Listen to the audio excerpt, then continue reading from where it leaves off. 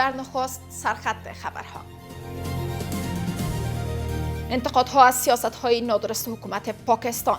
رئیس اپوزیسیون این کشور بر ضرورت گفتگو با افغانستان تاکید کرد. افغانستان که باره پیشنهاد میکنم برای حل مشکلات کنفرانس میان افغانستان و کشورهای همسایه برگزار شود و قدرت‌های بزرگ به عنوان ضامن حضور داشته باشند.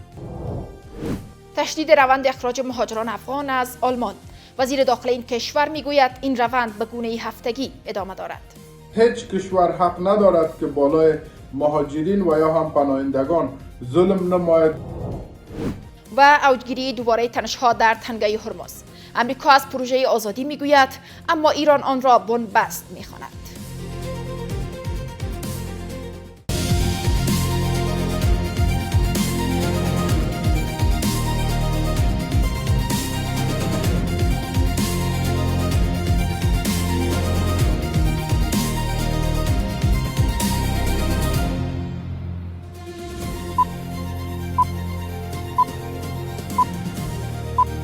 امروز سه‌شنبه 15 اسفند 1405 هجری خورشیدی که مصادف است با 5 می 2026 میلادی. مشروع خبرها.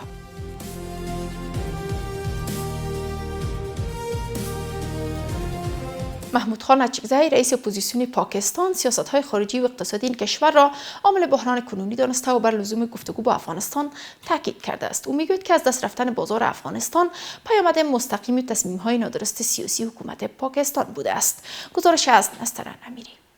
افغانستان که باره در ادامه انتقادها از سیاست خارجی حکومت پاکستان، محمود خان اچکزی از چهره‌های اپوزیسیون این کشور سیاست‌های خارجی و اقتصادی اسلام آباد را عامل بحران کنونی این کشور دانست و بر ضرورت آغاز گفتگو با افغانستان تاکید کرد. او با اشاره به نقش گذشته افغانستان به عنوان یک بازار مهم برای پاکستان گفت که تصمیم‌های سیاسی این فرصت اقتصادی را از بین برده است و با اچکزی بسته شدن مسیرهای تجارتی موجب افزایش بیکاری در مناطق پشتون نشین و بلوچ نشین شده است. افغانستان که باره افغانستان بازار بزرگ پاکستان بود. به خاطر پالیسی های نادرست این بازار را از دست دادیم و زیان آن به دهقانان و تاجران رسید. پیشنهاد میکنم برای حل مشکلات کنفرانس میان افغانستان و کشورهای همسایه برگزار شود و قدرت‌های بزرگ به عنوان ضامن حضور داشته باشند. در سوی دیگر پاکستان با ادامه حملات خود بر بخش‌های غیر نظامی در امتداد خط فرضی در ولسوالی دانگام ولایت کنر باعث تلفات و خسارات گسترده شده است. در نتیجه این حملات 3 غیر نظامی جان باخته و 14 تن دیگر زخمی شدند که بیشتر آنان زنان و کودکان هستند. به گفته معاون سخنگوی امارت اسلامی، در جریان این حملات خانه‌های مسکونی، مکتب‌ها، یک مرکز صحی و مساجد هدف قرار گرفته و تخریب شده است. روابط تیره و درگیری‌های جنگی بین پاکستان و افغانستان در حقیقت میلیون‌ها انسان در پاکستان و افغانستان متضرر ساخته. هیچ یک از طرفین از این جنگ سود نمیبره، بلکه میلیون‌ها انسان از دو کشور ضرر می‌بیند. اما با باور آگاهان موضع‌گیری چهره‌های مخالف حکومت پاکستان بدون در نظر گرفتن نقش و نفوذ ارتش پاکستان چندان امکان پذیر نیست و جریان‌های سیاسی برای فعالیت ناگزیر از هماهنگی با ساختارهای قدرت هستند. سخنانشان به نظر ما تا یک حدی که اگر ظاهراً ببینیم درست است، ولی در باطنشان هیچ معنی نداره، چرا که در پاکستان هر نوع جریان سیاسی که باشه باید برنامه را از ISI بگیره، یعنی از اردوی پاکستان بگیره که به نظر ما بسیار ضعیف است. این نخستین بار نیست که یک چهره تاثیرگذار سیاسی پاکستان از سیاست‌های این کشور در قبال افغانستان انتقاد می‌کند. پیشتر نیز شمار از جریان‌های سیاسی و شخصیت‌های با نفوذ سیاست خصمانه اسلام آباد در برابر کابل را مورد انتقاد قرار داده بودند. با این حال دولت پاکستان به جای گفتگو و مذاکره همواره مسیر جنگ و تنش با افغانستان را در پیش گرفته است. وزیر داخلی آلمان اعلام کرده است که روند اخراج شهروندان افغان که مرتکب جرم شدند به گونه پایدار و هفتگی ادامه خواهد یافت و در این زمینه با امارت اسلامی افغانستان در تماس هستند. در همین حال شماری از فعالان حقوق مهاجران هشدار می‌دهند که تداوم این سیاست‌ها می‌تواند پیامدهای اجتماعی و انسانی گسترده‌ای به همراه داشته باشد. اناهیتا اندر گزارش می‌دهد.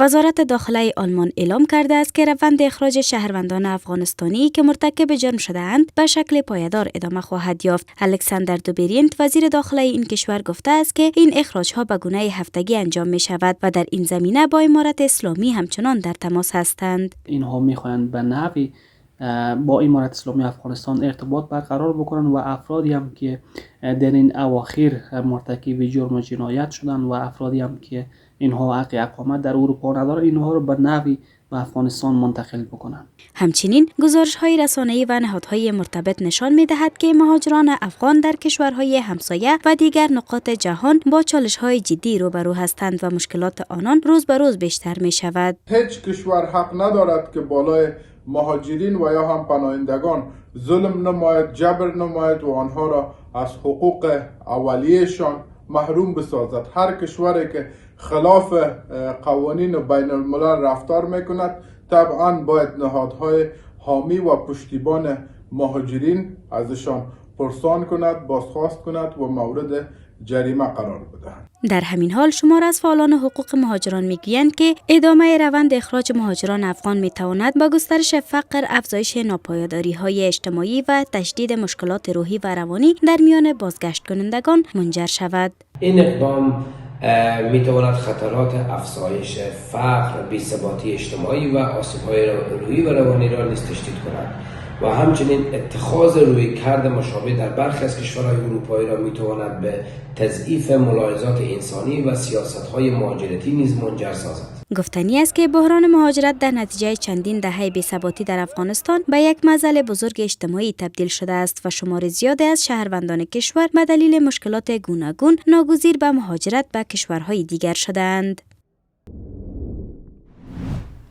و در خارج از کشور تنش‌ها در تنگه هرمز بار دیگر شدت گرفته است. دونالد ترامپ رئیس جمهور آمریکا اعلام کرده که هدف پروژه آزادی کمک به کشتی‌های گرفتار در خلیج فارس است و ایران دو گزینه پیش رو دارد: دستیابی به توافق یا از سرگیری عملیات نظامی. در واکنش وزیر خارجه ایران پروژه آزادی آمریکا در تنگه هرمز را پروژه بنبست خوانده است.